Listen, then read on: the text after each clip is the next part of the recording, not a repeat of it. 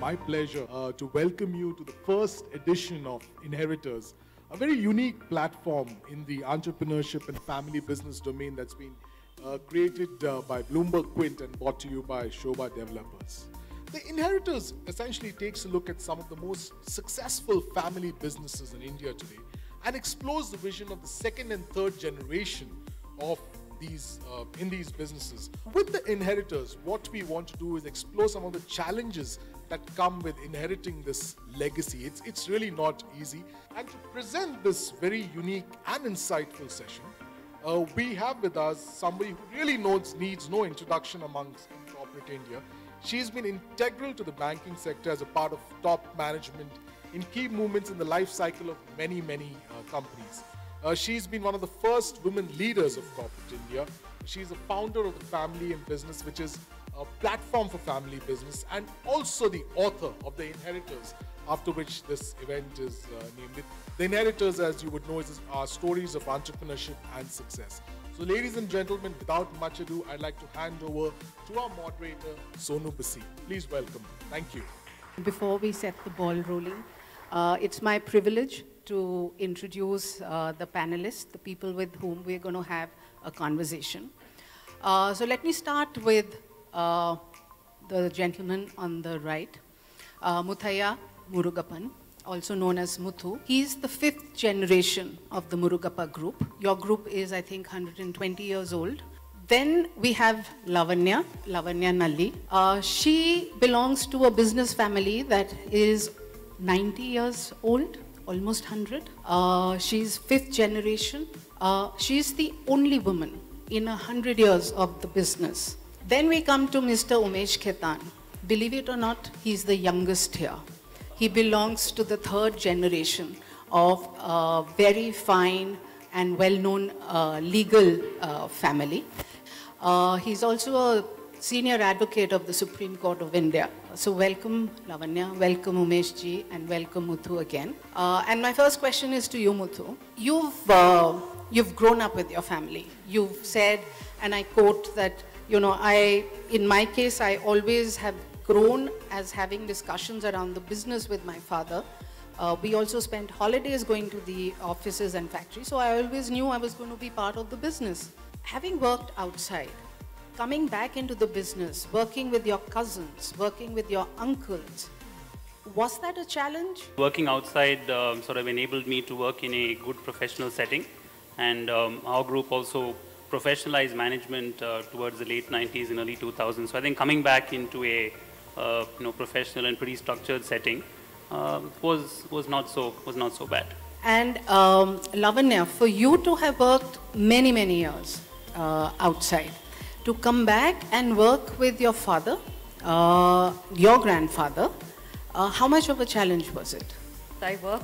I'd been outside the family business for about 7 years. I worked there for 4 years initially when I started, and then I was out of it for 7 years while I did my MBA and worked outside and came back to it. The only difference that I could say is when I joined in 2005, and I must have been, when I was 21 back then, I think the understanding was for a woman to join the business, it's viewed as an indulgence. If you're the son, it's an expectation. If you're the woman, it's, it's more of, let's see what she can do, and we'll see where it leads to. So I think they weren't, and luckily there weren't any cousins, or it wasn't that complex a structure either. It was just my father and myself, and I've got a younger brother who's 6 years younger than I am. So you've grown up, you've seen the business flourish, you've gone out, you've got new ideas, then you come back and you want to implement them.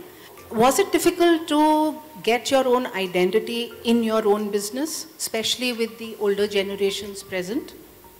So the short answer is not really. Initially, I think when I joined, there is what I call the ignorance of youth. When I was 21, I was a computer engineer graduate, and I knew nothing about saris beyond what my mum had in her closet, and even then I would ask her to tie it for me. And I think most women at that age go through a similar sort of experience. And so because I knew I didn't have a business background or a business learning or a business education, nor did I know anything about textiles or saris, it was literally that ignorance which led me to say, I don't know anything about it, let me figure it out. So, Umeshji, when the Gen Next like Lavanya and Muthu do come back into a business, the patriarch is still there. The youngsters, of course, have a lot of expectations. They're bubbling with energy. Can you give us an insight into what goes on in the minds of the patriarch? The key issue is understanding the patriarch and the inheritor and creating that understanding. And patriarch, of course, has spent his time and he's looking at the inheritor as a successor. But unless that translates into communication understanding, the gap exists. One finds that where the communication is established, as I can see it's established here in both the cases, so then there's not much of a problem. The role for somebody like me becomes very important of trying to re-establish that communication.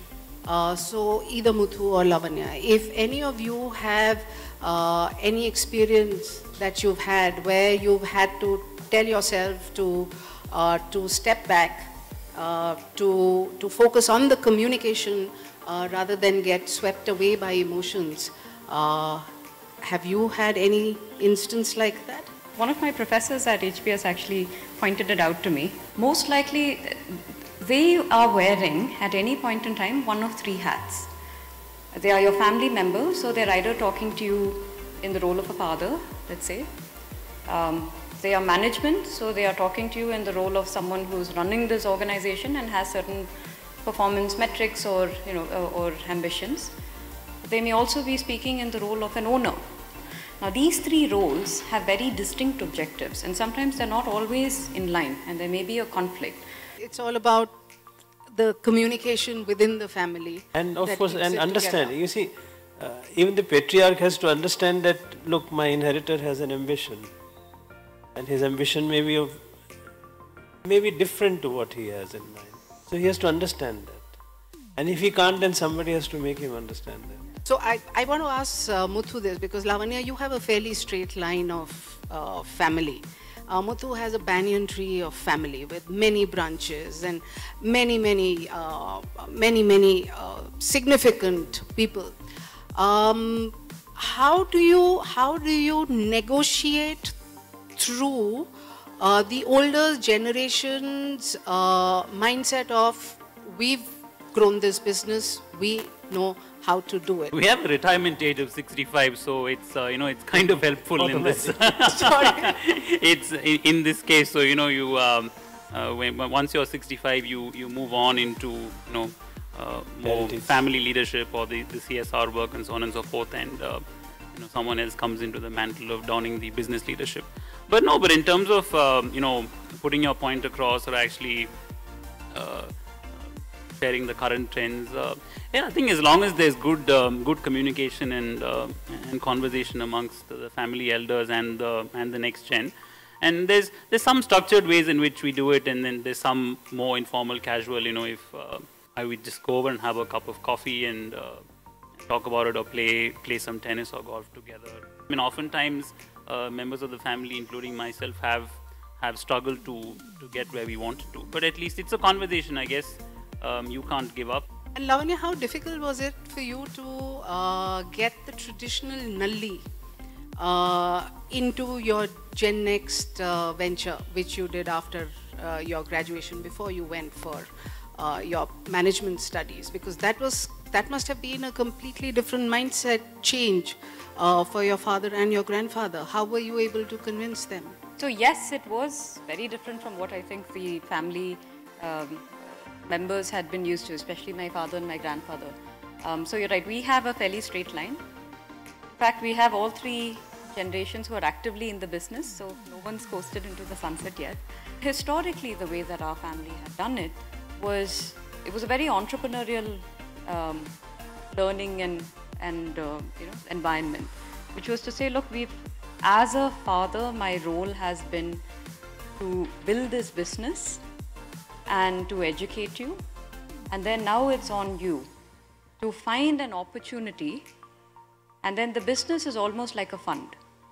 a reasonable degree will sort of fund your venture, and then you're on your own. So Umeshji, in your experience of dealing with these diverse set of family businesses, why is it that the women are not encouraged to be part of the core family business, and why does Lavanya have to be the first woman in 100 years in her family business to come into the family business? She is the right place at the right time. No, it's not relevant anymore. It used to be, but there's a very interesting aspect to this which I would like to share with everybody. And for family businesses, there is it's a very flexible kind of a document, but which I have seen and I have also made for several families. And it's a family settlement. And so much so that if you have a very large family and various branches, then this is a very, very private settlement document between the members of the family, and it is generally not made public. So what you're saying is that as part of the settlement, the women are given wealth. Not only that, but they're also given the right to participate in the business. That's now. Yes. So you're saying that it is changing. Yes. You know, there's been a good sense of understanding of what goes on inside a family. Rather than me ask all the questions, I want to understand if there are any questions that the audience has in whatever we've discussed. Hi, my name is Tara. I'm a lawyer and a mediator now. And as all of you have rightly indicated, communication is a bedrock of keeping these relationships together. Now, when there is a problem with communication, how typically do family businesses approach that situation? There's got to be someone who takes the initiative. You've got to have a champion or a white knight. If there's a period of lull in terms of communication, someone needs to, and we've had that as well, and I think every family has had that, and people have stepped up to bring people together informally, and start talking about the business, talking about family, and ultimately if there's an issue that we're grappling with, or if there's some changes which need to be made, ultimately you will get there. But I think it starts with bringing people together and in an informal setting, and then perhaps moving to a more formal setting. But I would also like to add that when the outsider intervenes, then that outsider must be very faithful and honest to the line of communication. Don't interpret yourself. Before another question, just to carry this forward a bit, when the communication breaks down, it's largely because of business reasons which affects the personal. Do family retreats, do going out and spending time playing volleyball on the beach, would that help? You won't take a retreat or a holiday if communication is in a breakdown. You won't go anywhere together, trust me. It won't work. So this question in fact is for Muthu and Nali. In fact, see, we know that maximum people, they are from business generations. Either they are doing 1 crore business, 10 crore, 100 crore. There is a challenge always when you go for higher studies, do your MBA, and you have always options to come back and directly join your company or run your entity and take it to next level. But sometimes, you prefer working somewhere and, get that experience. I can see Lavanya also worked for Mantra after coming from US, if I'm not wrong. So that experience, how do you count? That kind of experiences which you get from the same industry before you venture in your own and try to take it to the next level?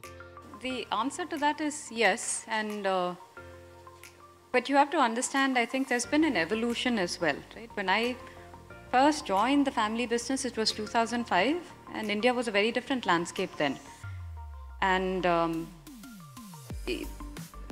again, like I said, because I was a computer engineer, the options that I had were to join, businesses like Amazon and Microsoft and so on.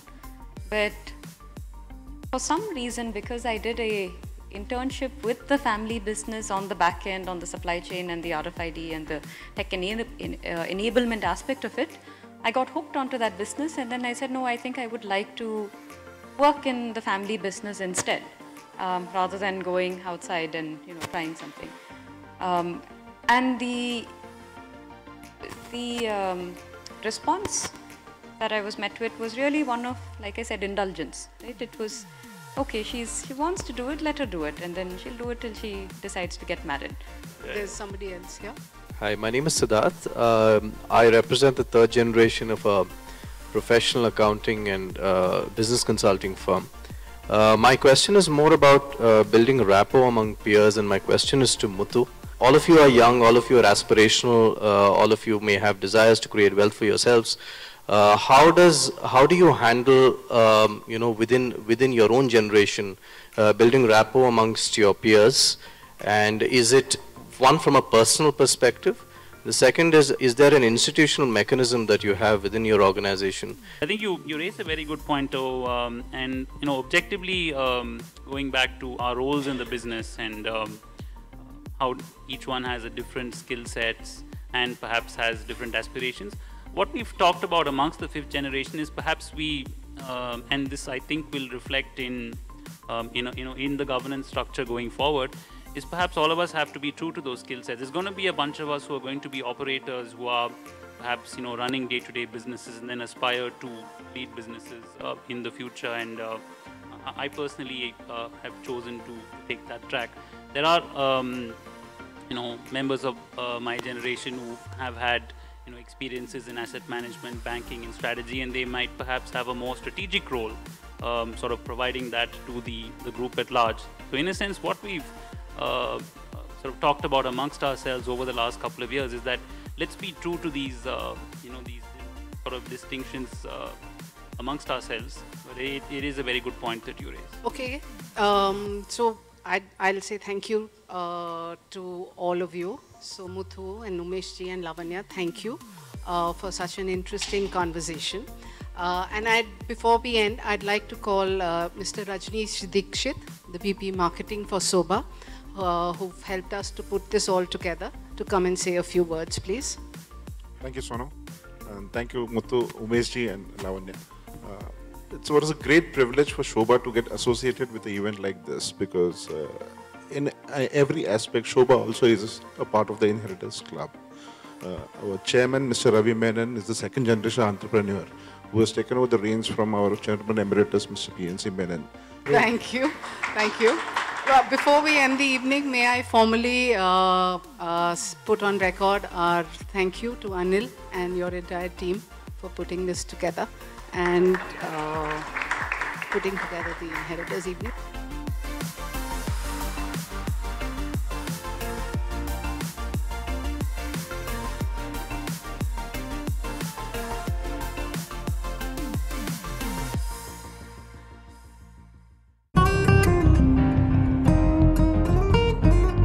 RP Sanjeev Goenka Group, growing legacies.